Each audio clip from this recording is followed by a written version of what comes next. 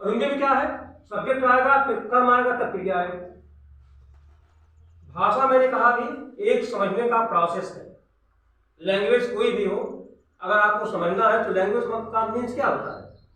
भाषा का मतलब है किसी भी विचारों को समझना। भाषा विचारों के व्यक्त करने का एक माध्यम है।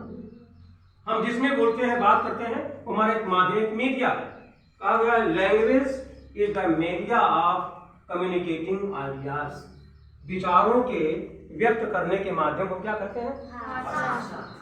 और विचार जो व्यक्त करते हैं हम, ये तीन काल में, काल माने समय, टाइम, टाइम को टेंस भी कहते हैं। टेंस मीन्स क्या होता है? काल। काल मीन्स समय। समय को बांटा गया है तीन भाग में, प्रेजेंट, पास्ट और फ्यूचर। जैसे कोई बात कहा जाए, मैं जाता हूं, तो ये प्रेजेंट टेंस की बात है, आई गो। मैं गया था, आई वेंट, मैं गया था, पास्ट टेंस हो गया। जाने वाला काम क्या हो गया? खत्म हो गया।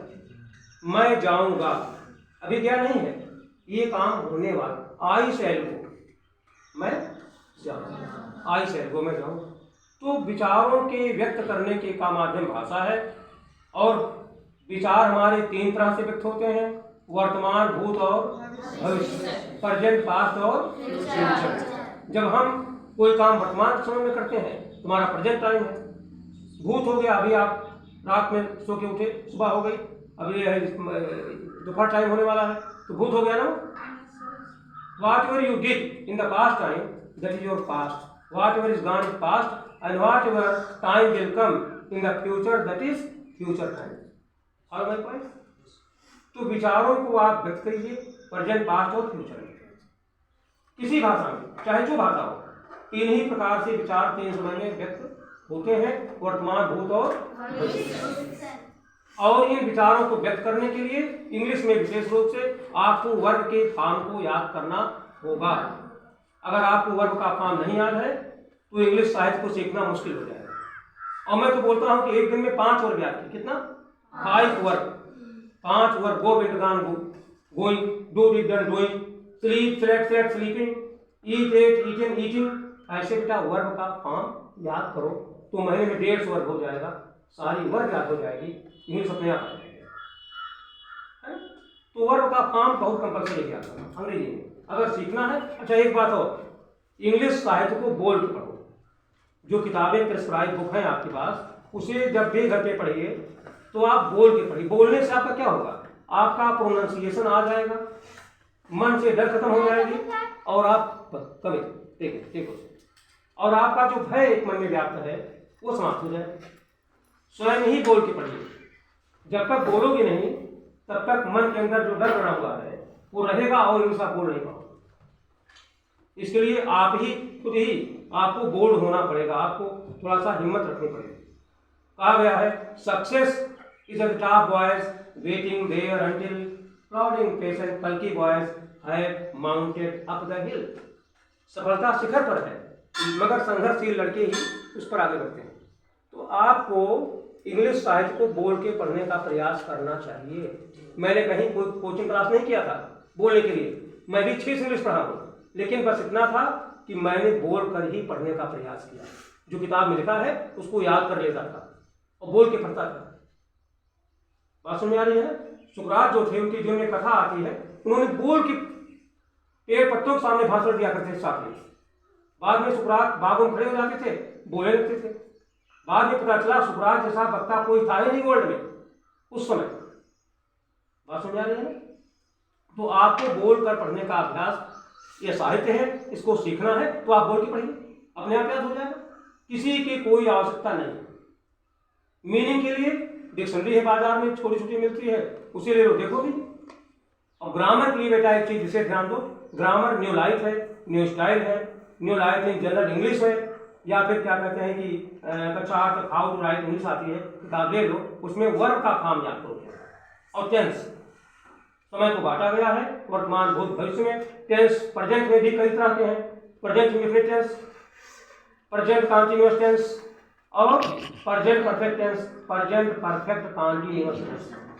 उसी प्रकार से present past perfect tense, past indefinite tense, past perfect tense, past perfect continuous हो गया। और future definite tense, future continuous tense, future perfect tense और फ्यूचर परफेक्ट कंटीन्यूअस। ये इतने टेंस हैं, ये 12 प्रकार के हैं। Their types are 12, they are 12 types. तो 12 प्रकार के टेंस हैं। इसे और वर्ब का फॉर्म अभी इतना आवश्यक है कि आपको वर्ब आ जाए और आपको टेंस का ज्ञान हो जाए, बस इंग्लिश आ जाएगी। कोई कठिन चीज नहीं है, नथिंग इज इम्पॉसिबल। एक बात की कथा आती है, रणजीत सिंह को लोग कहते बड़ा कठिन काम है, no task is difficult in your life. Ranjit Singh को पता चल गया, रणजीत सिंह कहाँ के थे? पंजाब के थे।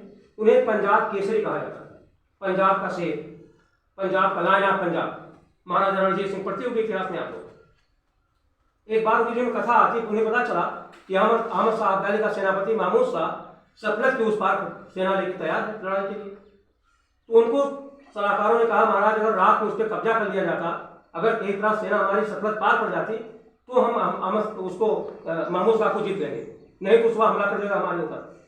रात थी, बरसात का महीना था। अब आप सोचिए, और पूरी सतलज नदी भरी हुई थी, उसको पार करना संभव नहीं था। तो लोगों ने रणजीत सिंह से कहा, महाराज कैसे इसको पार किया जाए? तो रणजीत सिंह ने कहा, मैं पहले पार करूंगा नदी को। उनके पास घोड़ी, लैली नाम की घोड़ी थी। रणजीत सिंह घोड़ी बैठे और घोड़ी पर बैठ करके पूरी पलटन पीछे उनके थी और पहले नदी में कूद पड़े। और आप देखो, घोड़ा जो होता है वो नदी में सीधा तैरता है। घोड़ी पार हो गई, पूरी पलटन पार हो गई नदी, और रात में जाकर महमूद शाह का तोपखाना छीन लिया उसे। आप गालिब सेनापति से हारा, महाराजा रणजीत सिंह से हारा। उन्हें पंजाब का शेर कहा जाता था। अंग्रेज जब तक जिंदा रहे पंजाब को जीत नहीं पाए।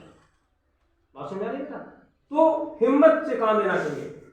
Nothing is impossible in your life. All my points. आप रॉबर्ट ब्रूस स्कॉटलैंड का था, लड़ाई हार गया था, एक भूकंप पड़ा हुआ था, भाग गया जंगल में, देखा कि एक मकड़ी चढ़ रही, आ जा रही, बार बार जाला लगा रही, टूट जा रही। उसने कहा, ओ 7वीं बार सफल हो गई है। तो उसने हमला किया दोबारा, 7 बार हार चुका लड़ाई, दोबारा सफल हो गया रॉबर्ट ब्रूस, ये जीत गया। तो आपको संघर्ष जब करोगे, थोड़ा ध्यान दोगी, घर में पढ़े लिखे लोग होंगे, उनसे पूछो, कोई कठिन नहीं है, इंग्लिश कुछ कठिन नहीं है। मैंने भी इच्छा से पढ़ा था, केवल आपके अंदर चेष्टा हो, एक इच्छा, एक लगन, एक दृढ़ शक्ति इच्छा हो, हमें ये काम करना है। अगर हमारे अंदर चेष्टा है, हम वो काम कर सकते हैं, नहीं है तो नहीं कर पाएंगे। तो एक कॉमन चीजें हैं, पहले इंग्लिश की वो वर्ड का काम याद करो, कुछ स्पेलिंग याद हो जाएगी, उससे टेंस पढ़ डालो। इतना चीज अगर आप कर लेती हो तो 80% अपने आप आ जाएगा। और बोल के पढ़ो। Whenever you read your book, you should try to speak, because by reading, your fear of speaking English will be removed from your mind, and you will be able to speak correctly in future time. The fear in your mind will be stricken out. You will be free. बिल्कुल free हो जाओगे, कुछ कठिन नहीं है। बात समझ आ रही है बेटा? जिसे कहा गया है, एक आदर्श नागरिक बनने का प्रयास करो। Be an ideal citizen. मैंने भी कहा है कि सत्य पे चलने के लिए क्या करना होता है? संघर्ष करना होता है। गांधी ने ट्रूथ और नॉन वायलेंस का पालन किया, सत्य और अहिंसा का, उस पर चले वो, उन्हें संघर्ष करना पड़ा, बहुत यातनाएं झेलनी पड़ी, है कि नहीं?